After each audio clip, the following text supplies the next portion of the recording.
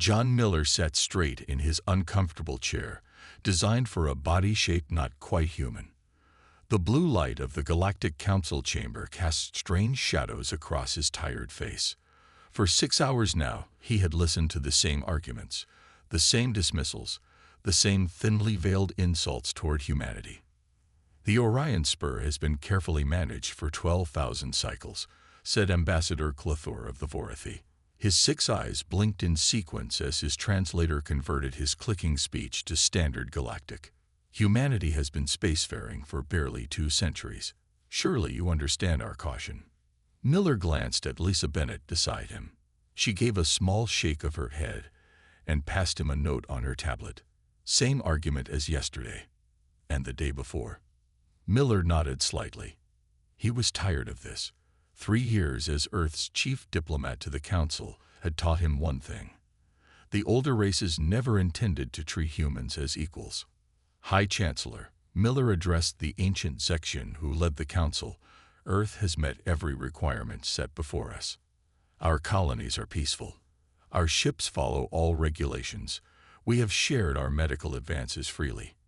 Yet each time we request expansion rights, the requirements change." High Chancellor Sylvan waved a long, thin arm.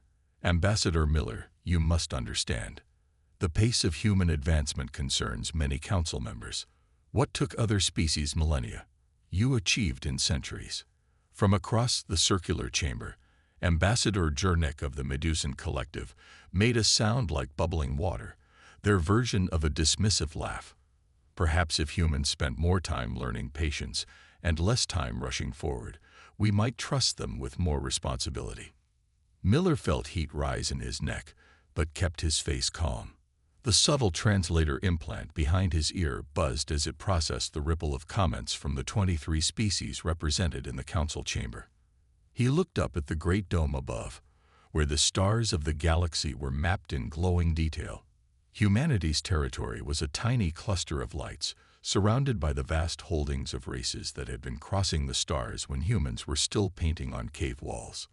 Lisa leaned close and whispered, "Their military vessels are still moving toward Proxima Centauri. This is just a delay tactic." Miller nodded. The Council talked peace while positioning for power. He had known this day would come eventually. "The Vorathi delegate mentioned our unpredictability," Miller said, rising slowly to his feet. The chamber quieted as he spoke. "I find it interesting that being innovative and adaptable is seen as a flaw rather than a strength." Clothor's upper eyes narrowed. "What I said, Ambassador, is that humans are too unpredictable to be trusted with expanded territory. Your species still fights among itself. You change your governments and your minds with alarming frequency." Miller smiled slightly. "And yet we unified faster than any species in council records when we reached for the stars." He straightened his blue diplomatic jacket and looked around the chamber. The representatives of older races, Zexians, Vorathi, Medusans, watched with expressions of superiority. The newer members, those who had also faced similar treatment, avoided his gaze. "For 3 years I have sat in this chamber," Miller said. "For 3 years, humanity has compromised, adapted, and respected the Council's traditions. And for 3 years we have been denied equal standing." The High Chancellor made a calming gesture. "Ambassador, perhaps we should recess and—" "That won't be necessary," Miller said. "The United Earth government has authorized me to inform the Council that, as of this moment, humanity formally withdraws from all ongoing negotiations." The chamber erupted. Some delegates stood shouting. Others conferred urgently with aides. A few simply stared in shock. "This is simply a negotiating tactic," snapped Clothor. Miller shook his head. "This is not a negotiation. This is a withdrawal." He gestured to Lisa and the 4 other human diplomats, who all stood and gathered their materials. "Humanity will chart its own path forward." As they walked toward the exit, the High Chancellor called out, "Ambassador Miller, this is most irregular. The consequences." Miller paused at the great doorway. The consequences were determined the moment the Council decided humanity would never be treated as equals. "Good day." The human delegation boarded their ship, the U.S. Defiant, within the hour. As they pulled away from the council station, Lisa joined Miller on the observation deck. "They're scrambling emergency meetings already," she said, looking at her tablet. Miller nodded. "And so it begins." Behind them, the great ring-shaped council station grew smaller against the backdrop of stars as the Defiant accelerated toward Earth. The Galactic Council chamber descended into chaos the moment the human delegation left. Voices rose in 100 different languages as diplomats shouted over each other. Some stood on their seats, while others huddled in small groups, whispering urgently. High Chancellor Sylvan struck his ceremonial staff against the floor 3 times. The sound echoed through the chamber, but did little to quiet the panic. "Order." Sylvan's voice boomed through the translator system. "We will have order in this council." Slowly, the noise died down. The Zexian Chancellor's 4 arms trembled slightly despite his outward calm. In 5,000 years of council history, no species had simply walked away from negotiations. Ambassador Clethor of the Vorathi pushed his way to the center of the chamber. "This is clearly a ploy. The humans are bluffing to force our hand." From her seat in the far corner of the chamber, Counselor Karen Adams watched silently. As the representative for human trade interests, a minor position, she had been forgotten in the chaos. Now all eyes turned to her. "Counselor Adams," Sylvan said, "what can you tell us about your government's intentions?" Karen stood, smoothing her gray uniform. "I know only what you all witnessed. Ambassador Miller's statement seemed clear to me. You expect us to believe you had no warning." Clethor's 6 eyes blinked rapidly in agitation. "I received this 10 minutes ago," Karen said, holding up her communication device. "My presence on the council is no longer required. I am to return to Earth immediately." A new wave of murmurs swept the chamber. Sylvan raised all 4 hands for silence. "This is highly irregular," said Ambassador Jernek of the Medusan Collective. "If humans withdraw completely, what of our shared defense agreements? What of the trading stations in their territory?" The Galactic Council's security chief, a tall Drachid named Vexillar, stepped forward. "Chancellor, I have urgent news. Our monitoring stations report unusual activity throughout human space. Their military vessels are changing positions." The chamber grew deadly quiet. "What kind of positions?" asked Sylvan. "Defensive formations around all their colonies, and they've recalled their merchant ships from Council space. This began approximately 20 standard days ago." Clethor slammed a clawed hand on the table. "They planned this. While sitting here pretending to negotiate, they were preparing to act against the Council." Karen Adams gathered her things calmly.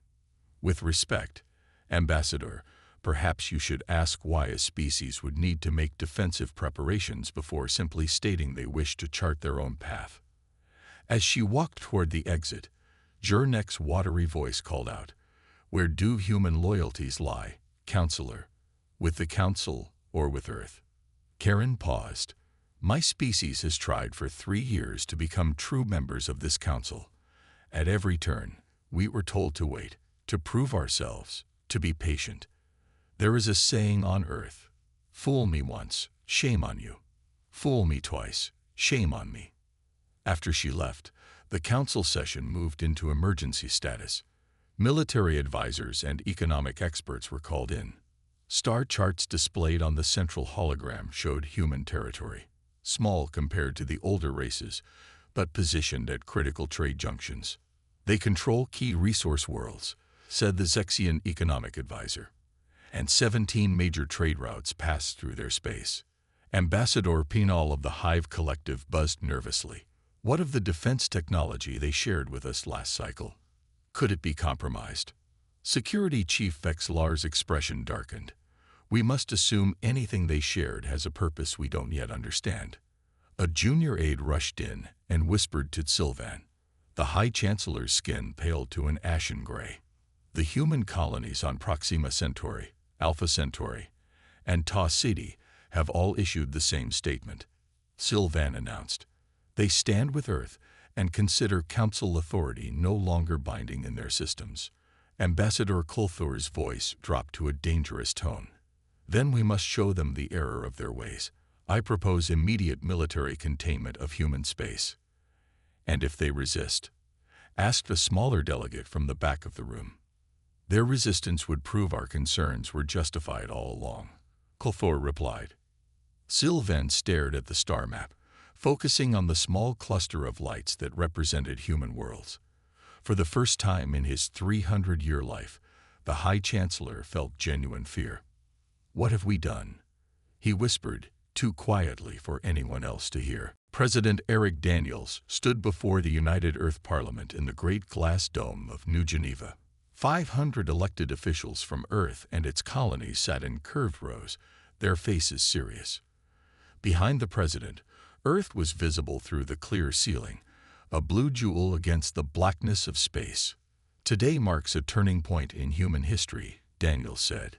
His voice was calm but carried throughout the chamber. For 3 years, we have tried to join the Galactic Council as equals. For 3 years, we have been denied. The Parliament members nodded. They had all seen the recordings of the final council session.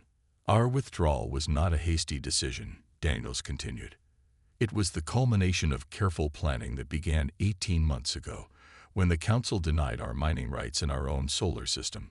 Daniels nodded to a woman in a blue military uniform who stepped forward. Admiral Samantha Wright will present our current readiness status. Admiral Wright activated the central display. A 3-dimensional map of human space appeared, showing Earth and its 23 colony worlds. All colonies are now at defense condition too, she said. Our fleet has been quietly repositioned over the past 3 months. Every human world now has a defensive perimeter. A Parliament member from Mars Colony raised her hand. What of the Council's military response? They outnumber us. Wright smiled slightly. In ships, yes, but not in capability. She pressed a button on her wrist device. The display changed to show a small, sleek spacecraft. This is the Valiant-class Defender. While the Council believes we have 43 ships of this class, we actually have 412. Murmurs spread through the chamber. How is that possible? Asked a representative from Europa. A tall man with gray hair stepped forward. Dr. Alan Cooper, Advanced Technologies Division. The Council monitored our official shipyards. They never found our asteroid facilities in the Kuiper Belt. Dr. Cooper changed the display to show a complex web of energy patterns. More importantly, we've made breakthroughs in shield technology that the Council knows nothing about. Our new defensive systems can withstand any known weapon in the galactic arsenal. President Daniels returned to the center of the floor. For too long, we've hidden our true capabilities to avoid frightening the Council. That time has passed. A side door opened, and a man in civilian clothes entered. He looked tired, with dark circles under his eyes and a slight limp. This is Jack Martinez, the president said. For the past 5 years, he has been undercover in Vorathi space, gathering intelligence. Martinez nodded to the Parliament. The Council species are not united. The Zexians fear our growth but prefer peaceful solutions. The Vorathi want military action against us.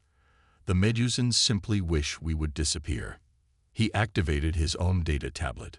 More importantly, I've identified 17 species who chafe under Council rule. They watch our actions closely. If we succeed in establishing independence, they will follow. President Daniels looked around the chamber. The question before us is simple. Do we proceed with Operation Self-Determination? An older woman stood from the front row. What exactly does that entail? Admiral Wright answered. Securing our borders, taking control of key resource points, establishing new terms of trade with non-Council worlds, and making it clear that any aggressive action against human space will be met with overwhelming force. And if the Council agrees to negotiate, someone asked. Then we negotiate, Daniels said. But this time, as equals, not supplicants. The Parliament fell silent, considering the weight of this moment. For 2 centuries, humanity had looked to the stars with hope, They had joined the galactic community expecting partnership. Instead, they found a hierarchy where newcomers were treated as children. All in favor of proceeding with Operation Self-Determination. Please stand, said the Parliament Speaker. Slowly, one by one, the representatives rose from their seats. Within moments, all 500 stood in unified resolve. It is decided, President Daniels said. As of this moment, humanity charts its own course among the stars. Martinez limped to Admiral Wright's side. They still underestimate us, he said quietly. Wright nodded. That's been humanity's greatest advantage since we first reached space. And our greatest risk, Martinez added. Outside the Parliament building, the sun set over New Geneva. Citizens went about their evening, unaware that history had just been made. Across human space, military commanders received their orders. Operation Self-Determination had begun. The blue-white glow of jump engines faded as 30 human warships emerged near Titan Mining Station. The massive facility, owned by Xeris Industries, hung in space like a metal spider. For decades, the alien corporation had extracted resources from Saturn's largest moon, paying minimal fees to Earth. Captain Paul Evans watched from the bridge of the UES Intrepid as his fleet surrounded the station. Open a channel, he ordered. On the main screen, a startled Xeris manager appeared. The insectoid alien's compound eyes reflected the bridge lights. This is Captain Evans of the United Earth Fleet. As of 0600 hours, all non-Earth operations in the Sol system are under human supervision. Your workers may continue their duties under our direction, or depart peacefully. The Xeris manager chittered in alarm. This facility operates under Galactic Council Charter. You have no authority. The charter is no longer recognized in human space, Evans replied calmly. You have 1 hour to decide. Similar scenes played out across human territory. Within 12 hours, every major resource point was secured. On Proxima Centauri's second planet, Governor Steve Carter faced a different challenge. Nearly 10,000 alien settlers lived alongside the human colony. He called them to the main plaza. Citizens of New Hope, Carter addressed the mixed crowd. Earth has withdrawn from the Galactic Council. This changes your status here. Worried murmurs spread through the alien residents. You have 3 options, Carter continued. Accept Earth citizenship with full rights and protections. Maintain your homeworld citizenship and register as foreign residents, or accept our help to relocate to Council space. An elderly Zexian stepped forward. I have lived here for 20 Earth years. My children were born here. We choose Earth. Many others nodded in agreement. By day's end, over 70% of alien residents requested Earth citizenship. At the edge of human space, the Council finally responded. A fleet of 60 peacekeeping vessels approached the Alpha Centauri system. Admiral Wright watched from her command center on Earth as the Council ships reached the border. They've detected our defense network, reported her tactical officer. The Council fleet came to a complete stop. For 20 minutes, they scanned the invisible barrier of satellites and energy fields that now protected human space. They're turning around, someone said with surprise. Wright smiled slightly. They're not ready to test us yet. On the main communication channel, Ambassador Miller's face appeared. He sat in a plane room, a single Earth flag behind him. Broadcast this on all frequencies, he instructed. To all species of the Galactic Council, humanity has withdrawn from Council authority for one simple reason. We were never treated as equals. Miller's calm voice continued. We offer new terms for our relationship. First, recognition of human space as sovereign territory. Second, fair trade agreements without punitive tariffs. Third, cultural and scientific exchange based on mutual respect. In the Council chamber, the delegates watched Miller's broadcast in stunned silence. He makes demands as if they had won a war, Colthor said angrily. High Chancellor Sylvan studied the human's face on the screen. Because they know we cannot afford a war with them. On a small agricultural world near the Council border, A group of Sylvani farmers watched the same broadcast. The plant-based species had joined the council 3 centuries ago and still faced discrimination. "The humans speak truth," said their elder. "Perhaps it is time we also reconsider our position." Similar conversations happened on a dozen worlds as Miller's message spread. In his office on Mars Colony, Governor Peter Mason received an encrypted message from 6 non-council species. They offered trade deals and mutual defense pacts independent of council oversight. Mason forwarded the message to Earth with a note. "It's working. The galaxy is changing already." Back on the Cirrus mining station, the alien manager watched human engineers inspect their operation. To his surprise, they improved several systems and increased safety protocols. "We don't want your profits," the human engineer explained. "We want fair partnership. There's a difference." For the first time in his life, the Cirrus manager considered that perhaps humans were not the primitive upstarts the council painted them to be. As human ships secured their borders, the council's response remained uncertain. But one thing was clear: humanity would never again accept second-class status in the galaxy. The Great Chamber of the Galactic Council no longer felt united. Where once all species sat together, now they clustered in tight groups, whispering among themselves. 3 clear factions had formed in the week since humanity's withdrawal. High Chancellor Sylvan observed the division with growing concern. The Zexian leader had lived for 3 centuries, but never had he seen the council so fractured. On the left side sat the Hawks, led by Ambassador Clothor of the Vorathi. Their voices grew loudest when calling for military action against humans. "We cannot allow this defiance to stand." Clothor pounded his fist on the table. "Each day we delay, 3 more worlds question our authority." The center of the chamber held the compromisers, mostly older species who remembered ancient wars. Sylvan himself led this group. A military solution would cost millions of lives, he reminded the council. Humans have shown they only wish independence, not conquest. On the right side, the isolationists argued for cutting all ties with humanity. "Let them stand alone," said the Medusan representative. "When they face the dangers of deep space without our protection, they will return." The chamber doors opened suddenly. A human woman entered, flanked by council guards. All eyes turned to her. "Councillor Patricia Gomes of Mars Colony," announced the chamber eye. "Recognized speaker." Murmurs spread through the room.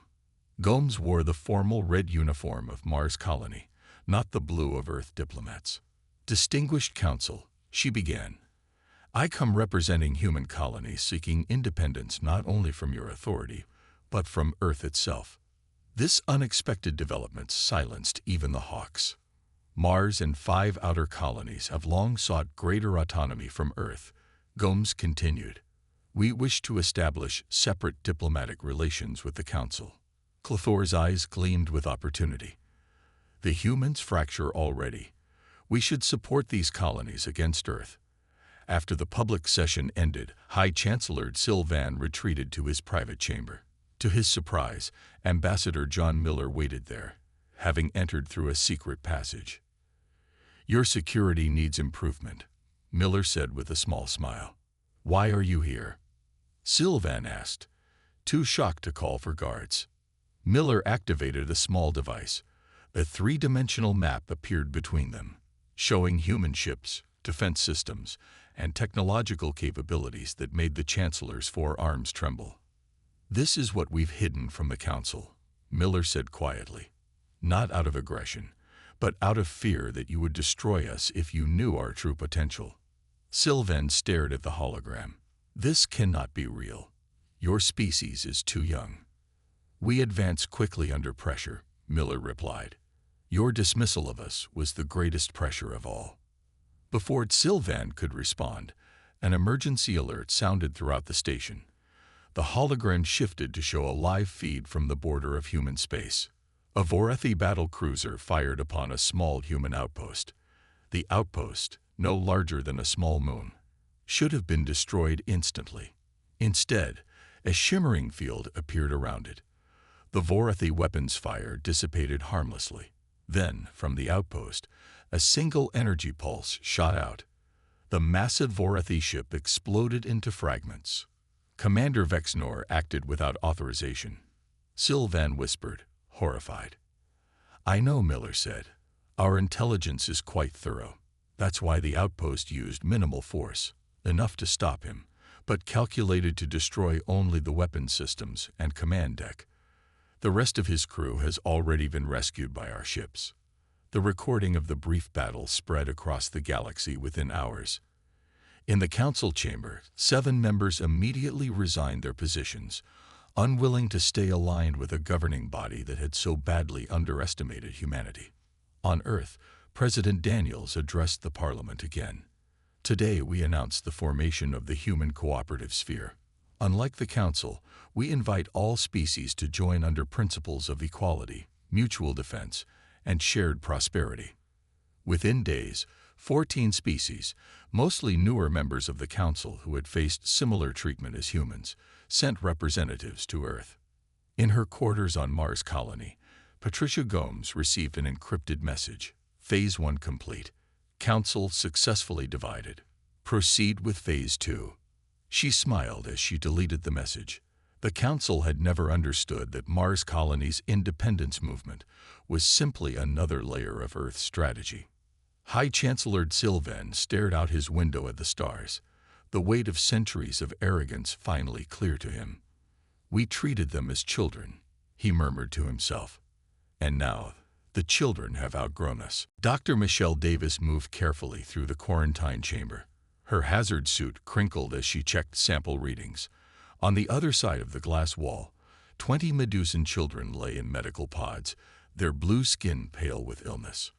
For 3 years, the plague of burning waters had devastated Medusan worlds. Over 6 million had died already. The Council's best medical teams found no cure. Davis recorded her findings and exited the chamber. In the outer lab, her team waited anxiously. "The treatment is working," she announced. "All test subjects show a 60% reduction in symptoms after just 1 dose." The team broke into smiles and quiet cheers.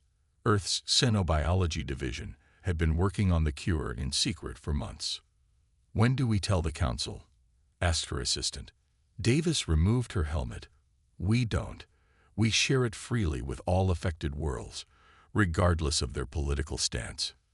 Within days, human medical ships arrived at the edges of Medusan space. They didn't ask permission to enter. They simply broadcast a message on all frequencies. "We bring the cure for the burning waters plague. Any world that wishes to receive it may signal us." The Medusan collective's leadership faced an impossible choice: accept help from the humans who had defied the Council, or watch more of their people die. The first Medusan colony world signaled within hours. By the end of the week, all 23 affected planets had requested the human cure. In the Council chamber, Ambassador Jernick of the Medusans spoke with new humility. "My people were dying. The humans asked nothing in return. Not territory, not technology, not even recognition. They simply gave us the cure." On the human trade world of New Chicago, Commissioner Frank Webster implemented the next phase of Earth's plan. The massive space station had always been a center of commerce, but now it operated under new rules. The Galactic Credit System includes a 20% tax that goes directly to the Council, Webster explained to gathered merchants. "Our new human exchange system eliminates that tax." A Vorathi trader raised a clawed hand. "But without Council backing, how can we trust the currency?" Webster activated the main display, showing hundreds of resource worlds now aligned with humanity. "Our currency is backed by actual resources, not political promises." By the end of the month, trade through human systems had increased by 300%. Merchant ships diverted from Council routes to take advantage of the lower costs and faster processing. Citizens across the galaxy began questioning their governments. If humans could cure diseases the Council couldn't and create more efficient trade systems, what else had the Council failed to deliver?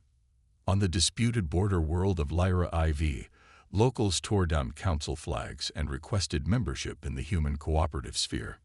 In a secure meeting room on the Zexian homeworld, military analysts delivered grim news to High Chancellor Sylvan.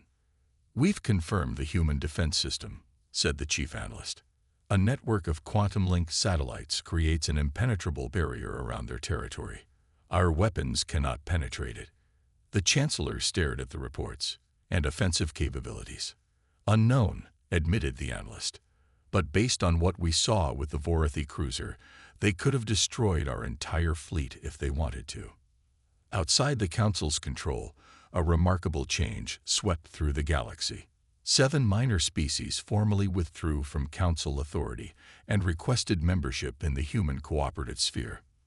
The Sylvani, tree-like beings known for their caution, were the first. Their ambassador planted a ceremonial sapling on Earth to symbolize new growth. "For 3,000 years, we bent to Council winds," she said.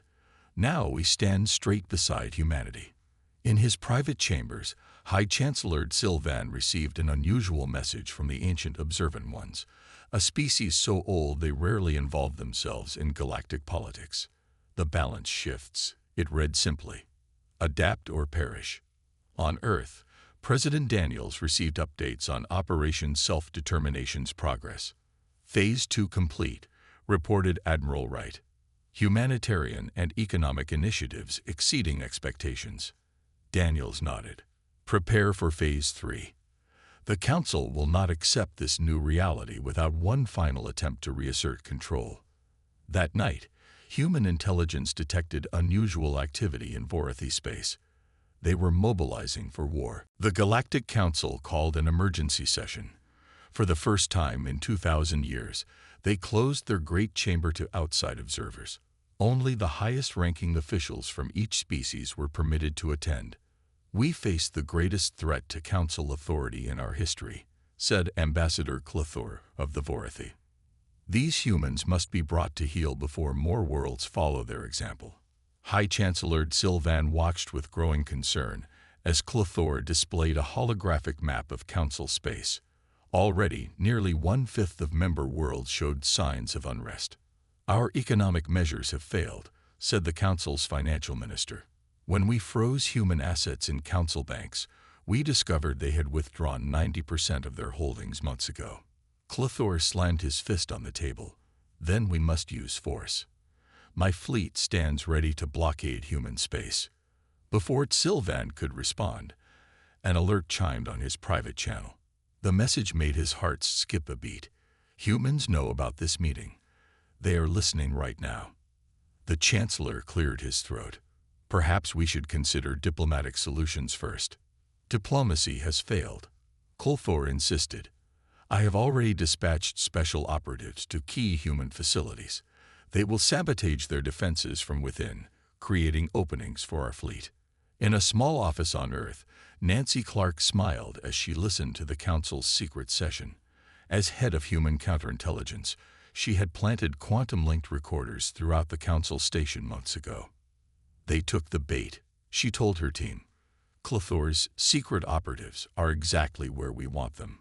Clark's screen showed 23 Vorathi agents, all believing they had infiltrated critical human facilities. In reality, they worked in carefully constructed fake sites, feeding false information back to the Council. "Let them think they're winning," Clark said. "Phase 3 requires their overconfidence."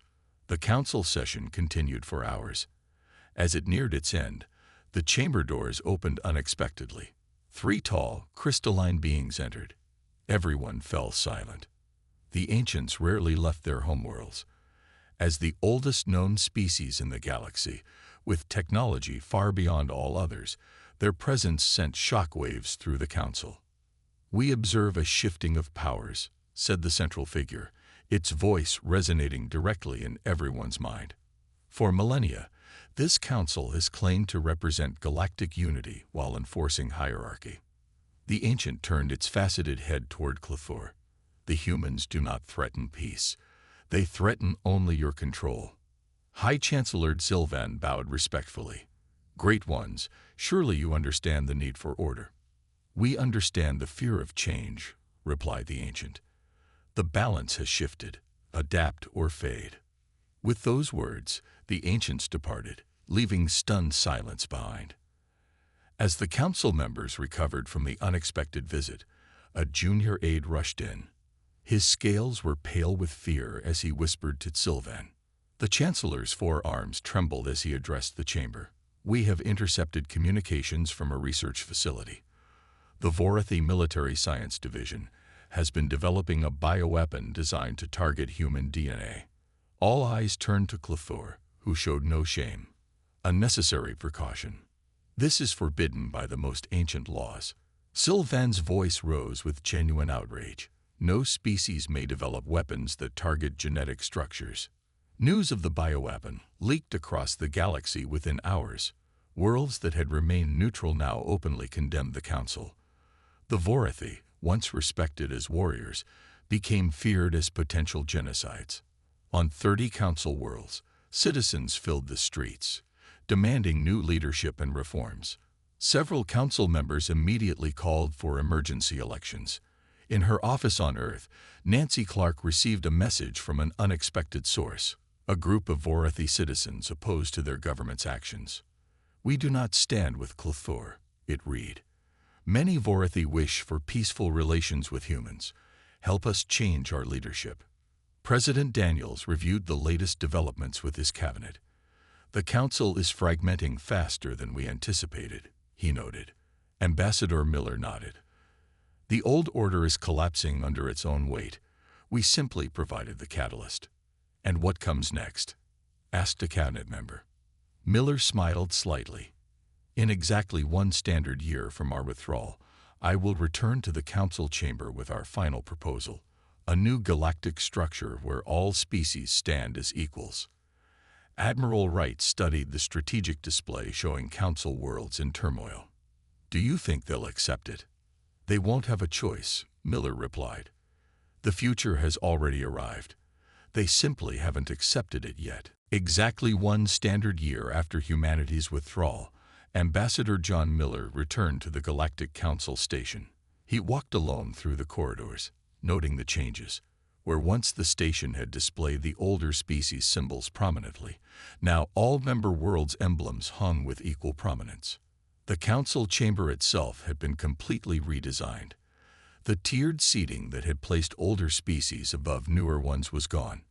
In its place was a circular arrangement where all representatives sat at the same level. Miller took his place at the empty human seat. Around him, the chamber filled with representatives from over 200 worlds. Many faces were new, the result of elections and reforms that had swept through the galaxy over the past year. High Chancellor Sylvan entered last. The Zexian looked older, the strain of the past year visible in his posture, but there was also a new wisdom in his eyes. "This emergency gathering of the Galactic Council is now in session," Sylvan announced. "Today marks 1 year since humanity withdrew from our community. Ambassador Miller has returned with a proposal for our future relationship." All eyes turned to Miller. The human stood calmly, his blue diplomatic uniform a stark contrast to the colorful garments around him. "Thank you, High Chancellor," Miller began. 1 year ago, I left this chamber because humanity was not treated as equals. Today, I return to a very different council." He gestured to the redesigned room. "I see physical changes that reflect philosophical ones. That gives me hope." Miller activated a small device. A holographic document appeared above the center of the chamber. "This is the Charter of the Galactic Confederation of Equal Species," he explained. "It establishes a new framework where all intelligent species, whether they have been spacefaring for 50 years or 50,000, have equal standing." The document rotated slowly, translated automatically into every language present. The Human Cooperative Sphere, which now includes 37 worlds and 9 species, proposes to dissolve itself and join this new confederation, if the Council agrees to dissolve as well and rebuild as equals. Murmurs spread through the chamber. A year ago, such a proposal would have been rejected immediately. Now, many representatives nodded in agreement. Ambassador Clethor was gone, replaced by a younger Vorathi named J. Callan. She stood to address the chamber.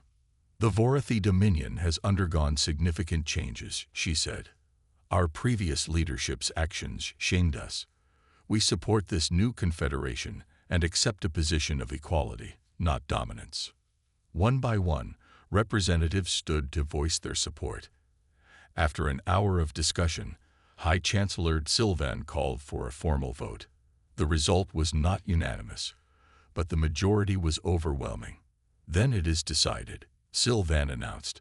The Galactic Council is hereby dissolved. Tomorrow, we will convene for the first time as the Galactic Confederation of Equal Species. 3 days later, a formal ceremony marked the transition. The old council station was renamed Unity Station. Representatives from all member worlds signed the new charter. President Eric Daniels arrived personally to sign for Earth, accompanied by Admiral Samantha Wright. The Vorathi, Zexian, and Medusan leaders signed alongside them, symbolizing that the former dominant species accepted their new equal status. As the ceremony concluded, Miller stood with his successor, Laura Wilson, on the observation deck. Through the vast windows, they watched the triple sunset of Helios Prime, the neutral world chosen as the Confederation's new headquarters. "Did you expect this outcome when you walked out a year ago?" Wilson asked. Miller smiled slightly. "We hoped, but couldn't be certain. Sometimes you have to be willing to walk away to create real change." "The old council species still have their pride," Wilson observed.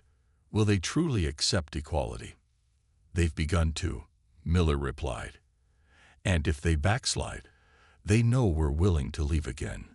A group of young diplomats from various species passed by, laughing together. Human, Vorathi, Zexian, and a dozen others, all treating each other as equals. "That's the real victory," Miller said, nodding toward them. "Not the politics or the power shifts, but the simple fact that the next generation will grow up without the hierarchy that divided us." As darkness fell on Helios Prime, lights from thousands of ships twinkled in orbit, the beginning of a new era of true cooperation among the stars.